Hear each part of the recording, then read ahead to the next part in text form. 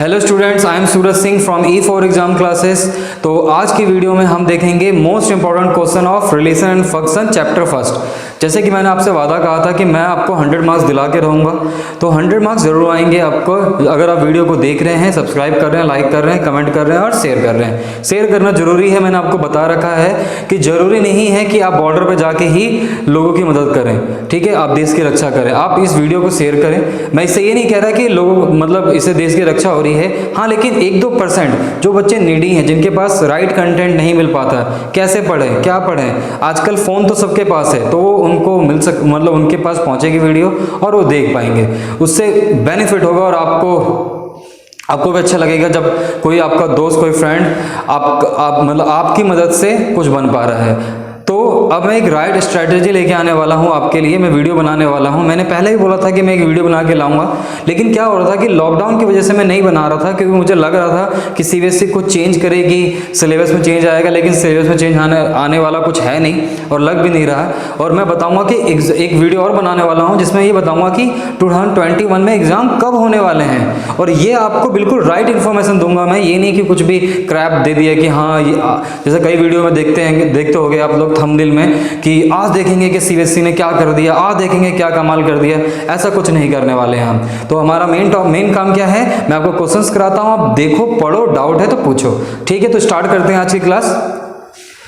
तो आज का जो फर्स्ट क्वेश्चन है 2014 में आया हुआ क्वेश्चन है, तो देखते हैं। बड़ा इजी क्वेश्चन है। क्या कह रहा है, R जो है, R एक रिलेशन है जिसमें ये ऑर्डर्ड पेयर क्या बना रहा है, A, आपको पता है ये डोमेन है और ये पता है आपको रेंज है, ठीक है। और ये स्मॉल a क्या कह रहा है, a जो है is a prime number less than 5। अब a जो है वो प्राइम नंबर है लेस देन 5। इसका मतलब जो a की वैल्यू होगी वो क्या क्या हो सकती है, जो a की वैल्यू होगी वो होगी 2, 3 और 5। लेस देन 5 बोल रहा है तो सिर्फ 2 और 3 होगा, ठीक है। प्राइम नंबर क्या होते हैं, जो अपने आप से डिवाइड होते हैं, ठीक है, और किसी से डिवाइड नहीं होते, इसके मोर देन 2 फैक्टर नहीं हो सकते, बस यही होता है इसके अंदर। तो अब हम पुट करें इसके अंदर, तो आप देख सकते हो जो R होगा, अगर मैं डोमेन A पुट कर रहा हूं, डोमेन अगर 2 पुट कर रहा हूं तो कोडोमेन क्या आ रहा है, 8 आ रहा है।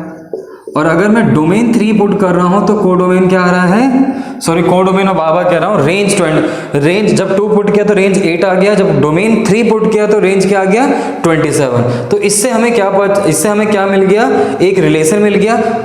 और अब हम क्या निकाल सकते हैं, जो इस क्वेश्चन ने पूछा है रेंज ऑन R, तो यहां से जो रेंज हो जाएगी वो क्या है हमारे पास, वो 8 है और 27, और ये इसका आंसर है, ठीक है। बहुत आसान क्वेश्चन था, तो आप वीडियो को पॉज करें, इसे नोट डाउन करें। तो अब देखते हैं नेक्स्ट क्वेश्चन। ये 2014 कंपार्टमेंट में आया हुआ क्वेश्चन है।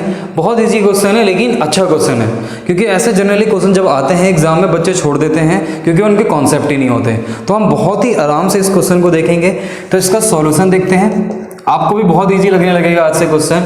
ये फंक्शन जो f डिफाइन है वो 1 से लेकर 1 तक जा रहा है, 3 से लेकर 2 तक जा रहा है और 4 2 के साथ, मतलब इमेज जो बना रहा है वो 1 से 1 के साथ, 3 2 के साथ और 4 5 के साथ। ये समझ आ गया फंक्शन, वो दिख भी रहा है हमें यहाँ पे। अच्छा, 1 2 के साथ बना रहा है, जो f है फंक्शन है हमारा, वो 1 2 के साथ है, 3 5 के साथ है और 4 1 के साथ है, ठीक है। अब जो g फंक्शन है वो कहाँ से कहाँ तक जा रहा है, 1 से जा रहा है 3 पे, मतलब 1 जो है वो इमेज बना रहा है 3 के साथ, 2 बना रहा है इमेज 3 के साथ और 5 बना रहा है 1 के साथ। तो अगर मैं इसे थोड़ा इस तरीके से लिख दूं, f फंक्शन जो बना रहा है वो क्या क्या है, 1 3 4 और यहाँ पे क्या है 1 2 और 5। 1 2 के साथ बना रहा है और 3 5 के साथ बना रहा है और 4 1 के साथ बना रहा है। ये तो f कर रहा है। अब g क्या कर रहा है यहाँ पे, तो g जो है हमारे पास फंक्शन वो 1 और 1, g जो है हमारे पास 1 2 5 है, और इसके बाद जो हमारे पास नेक्स्ट कोडोमेन है वो 1 और 3 है। अब हमारे पास जो g फंक्शन है वो ये जो 1 है, ये जो 1 है वो 3 के साथ बना रहा है, ठीक है।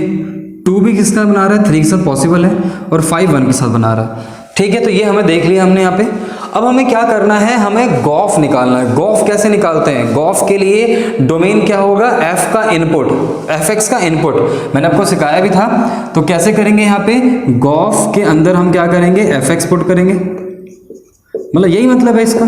अब इसका मतलब क्या है, x एक्स, एफ को एक्स कहाँ मिल रहा है? एफ का डोमेन क्या है? एफ का डोमेन, तो एफ का डोमेन क्या है? एफ का डोमेन है यहाँ पे देख सकते हैं 1। जैसे ही मैं यहाँ 1 पुट करूंगा तो F1 मतलब इसका अब रेंज क्या हो गया? F1 का रेंज क्या है? 1 का रेंज है 2, तो ये आ गया G2। अब G2 की वैल्यू कितनी है? देखो G2 की वैल्यू, G के अंदर 2 क्या इमेज बना रहा है? 3, तो ये आ गया 3। बड़ा आसान है। इसके बाद नेक्स्ट अगर मैं बात करूं G, अब हमारे पास डोमेन क्या है? 3, तो F के अंदर 3। जैसे ही हमने 3 पुट कर दिया हमारे पास रेंज क्या मिली? 5। तो हम G, अब F3 की वैल्यू क्या हो गई? 5, और G5 की वैल्यू क्या है? 1 है। ठीक है, इसके बाद लास्ट F की वैल्यू क्या है? डोमेन क्या है? 4।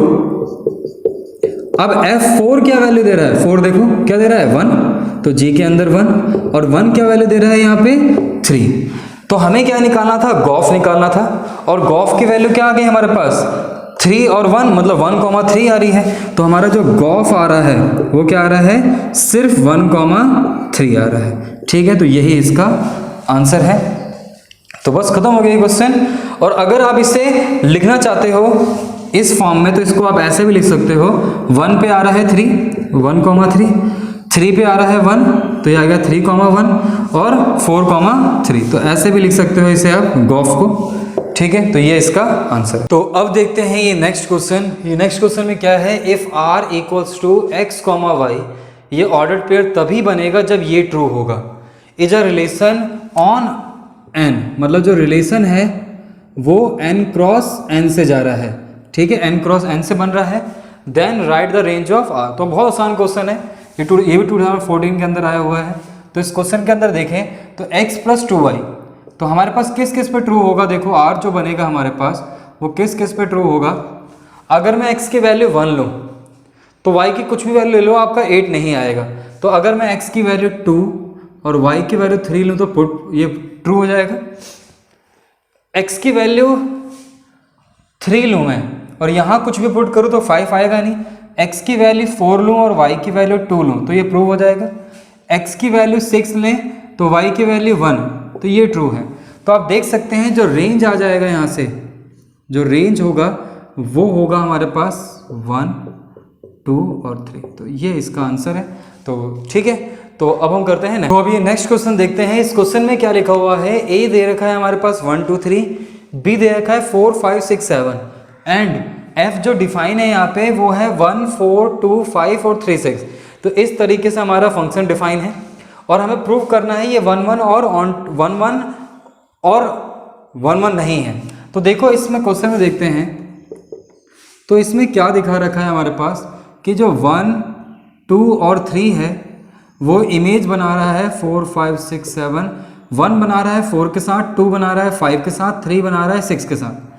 तो जो ये फंक्शन f डिफाइंड है तो हम देख सकते हैं 1 4 के साथ इमेज बना रहा है, मतलब f1 equals to 4, f2 equals to 5 और f3 इक्वल टू 6। तो हर एक डोमेन एक को डोमेन के साथ क्या कर रहा है? एक अलग इमेज बना रहा है। तो हम कह सकते हैं क्या क्या ये हम देख सकते हैं एक सिंगल इमेज में बन रहा है। तो हम कह सकते हैं कि each and every domain makes distinct image with codomain, so it is 1, 1 function, so it is 1, 1 function। तो ठीक है, तो ये क्वेश्चन खत्म हो गया। तो अब देखते हैं नेक्स्ट क्वेश्चन। हमारे पास क्या दे रखा है कि f such that r to r, fx क्या दे रखा है 3x प्लस 2, तो फाइंड f o f। तो यहाँ पे हमें f o f, तो f o f का मतलब क्या है? f फंक्शन के अंदर fx, तो इसका मतलब क्या है? f फंक्शन के अंदर fx मतलब f के अंदर 3x प्लस 2, क्योंकि fx की वैल्यू क्या है? 3x plus 2। अब जहां भी x दिख रहा है वहां या तो आप ऐसे लिख दो या आप ऐसे लिख सकते हो कि x की जगह क्या आ रहा है? देखो यहाँ पे x है तो आपने यहाँ पे x लिखा है। अब x की जगह क्या आ गया है? fx, तो आप लिखोगे 3fx प्लस 2।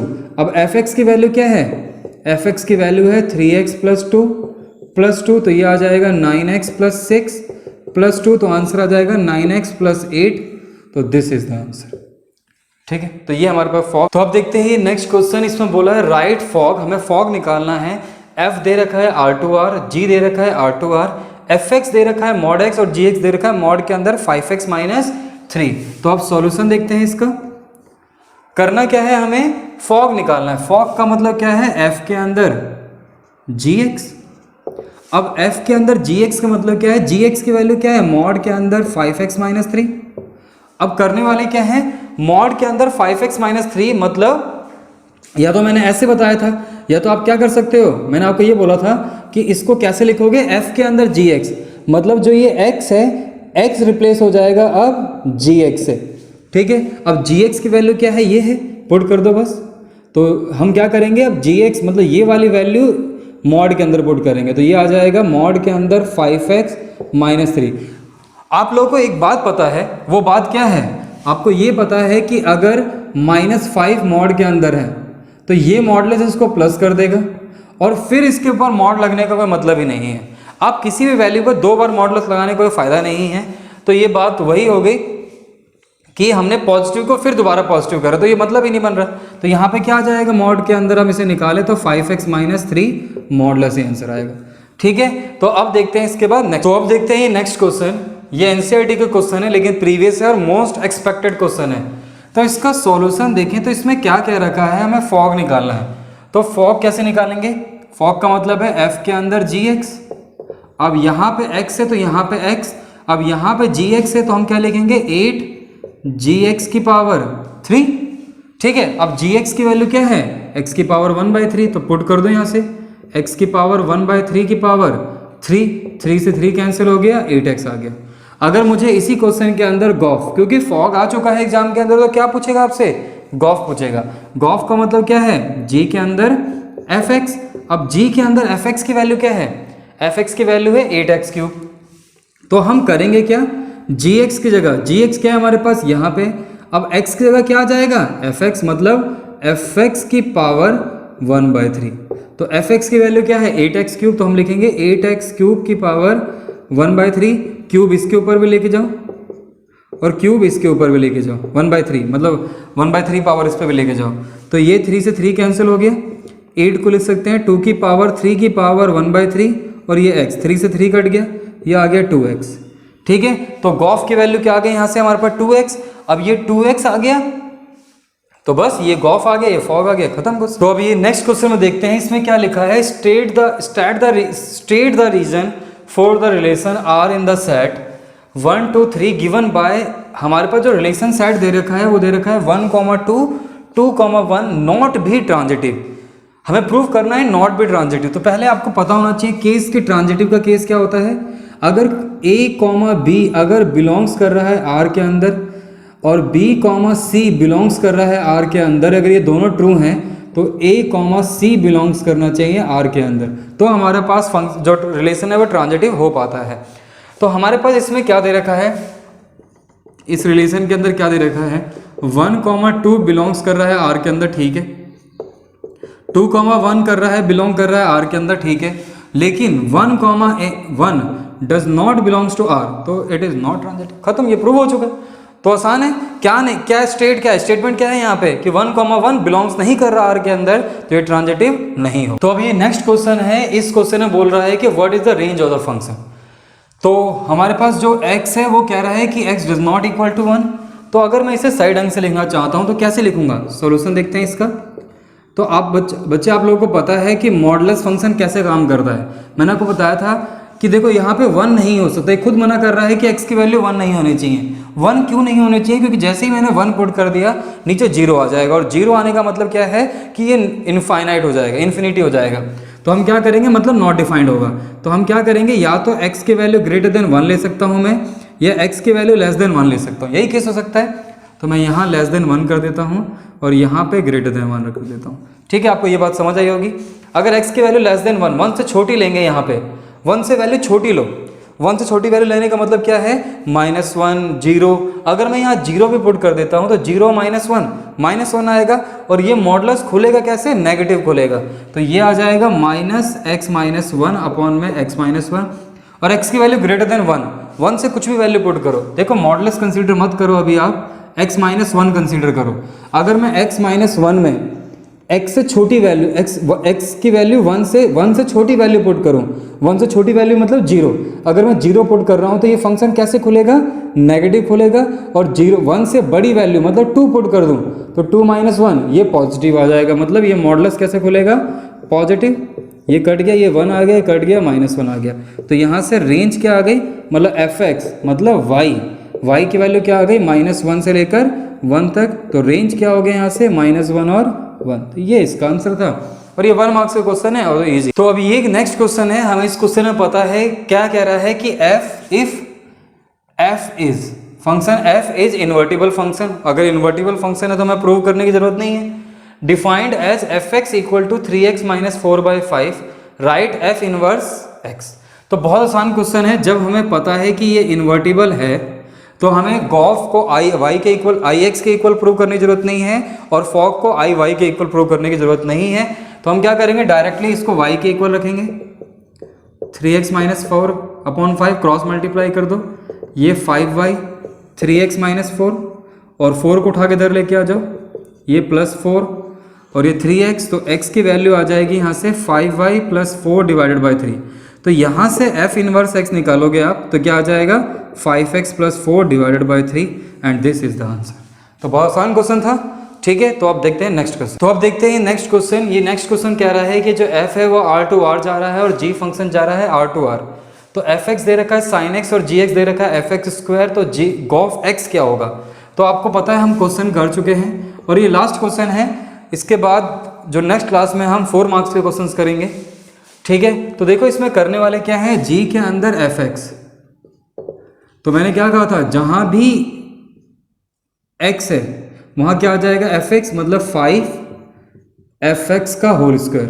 तो 5 fx की वैल्यू क्या है, sin x, तो sin x का होल स्क्वायर, तो इसे क्या लिखेंगे, 5 sin² x, और यही क्या है इसका आंसर, ठीक है। आप फॉग भी निकाल के देखें। तो आप वीडियो को शुरू से अंत तक जरूर देखें। अगर आपको वीडियो अच्छी लगती है और 100 मार्क्स स्कोर करना है आपको, तो आप वीडियो को लाइक करें, शेयर करें, सब्सक्राइब करें और वीडियो को जरूर देखें, ठीक है। तो थैंक यू फॉर वॉचिंग।